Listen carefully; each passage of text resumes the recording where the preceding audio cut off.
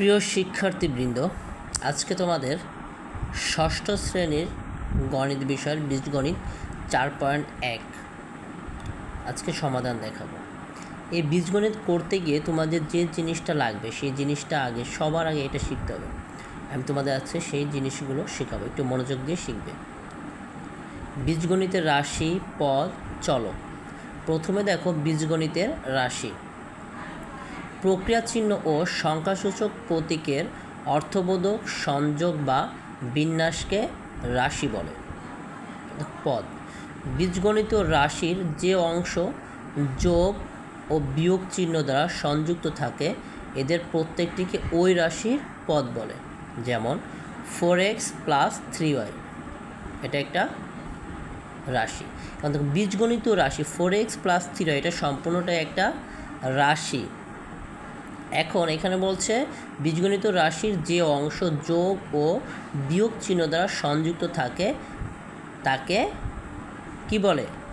পদ বলে। এখন 4x একটা পদ, 3y একটা পদ। এই 4x এবং 3yকে যোগ চিহ্ন অর্থাৎ প্লাস চিহ্ন সংযুক্ত করেছে, এই জন্য 4x একটা পদ, 3y একটা পদ, যাকে প্লাস সংযুক্ত করে রেখেছে। আর 4x + 3y সম্পূর্ণটাই হচ্ছে একটা বীজগণিতীয় রাশি। আশা করছি বুঝতে পেরেছ।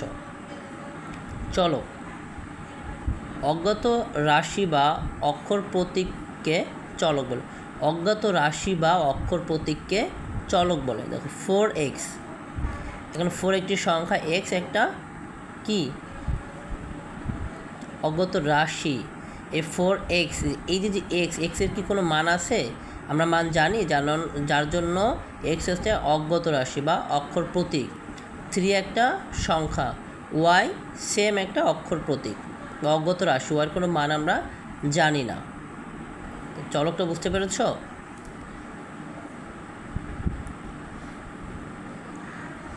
এই 4x + 3y, 4x এর কোনো মান আমরা জানি না, যার জন্য এটা অজ্ঞাত একটা রাশি। 3 একটা সংখ্যা, y একটা অজ্ঞাত রাশি বা অক্ষর প্রতীক।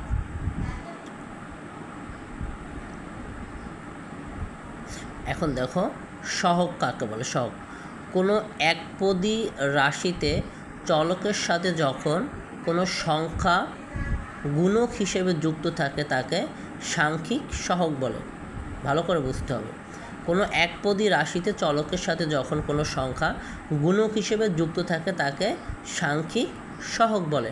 যেমন 4x, 4 আর x এর মাঝখানে কোনো চিহ্ন নেই, তাহলে আমরা এই 4 আর x এর মাঝখানে আমরা একটা গুণ চিহ্ন ধরে নিতে পারি বা ইনটু ধরে নিতে পারি, যেটা 4 ও x এর মাঝে গুণ হিসেবে কাজ করে। 3 ও y, 3 এবং y এর মাঝখানে কোনো চিহ্ন নেই, কিন্তু এটাকে আমরা একটা গুণ হিসেবে ধরে নেব। এটা হচ্ছে একটা সহগ, একপদী রাশি।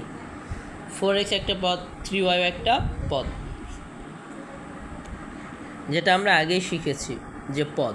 4x আলাদা একটা পদ, 3y আলাদা আর একটা পদ, আর সম্পূর্ণটাই হচ্ছে একটা রাশি। 4x পদ 3y পদকে সংযুক্ত করেছে এই যোগ চিহ্ন। x একটা অজ্ঞাত রাশি, y একটা অজ্ঞাত রাশি। আশা করছি বুঝতে পেরেছ।